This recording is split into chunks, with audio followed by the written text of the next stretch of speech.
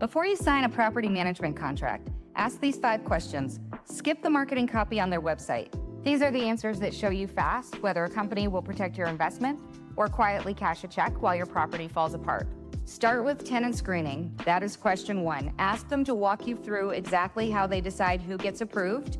A company that knows what it is doing gives you real numbers without blinking. They should hand you their actual credit and income cutoffs, then tell you how they confirm a past landlord is being honest.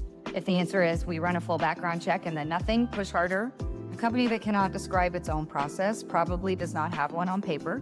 Question 2 is rent collection. Ask them to walk you through the full late to filing timeline, starting on day 1. A company that has done this hundreds of times answers without hesitating. One that stumbles has probably been letting things slide and hoping owners never ask. Once you understand how they run the place, pin down what you are actually paying for.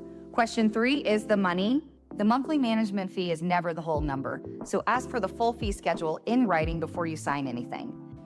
Lease renewals and vacancy charges almost never show up on the homepage.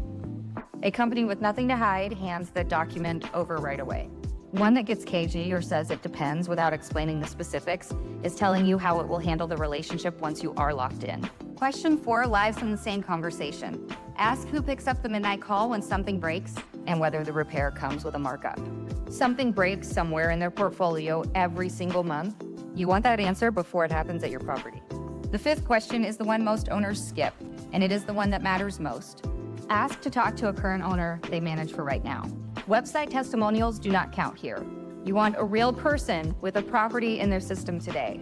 A company with nothing to hide gives you 2 or 3 names on the spot.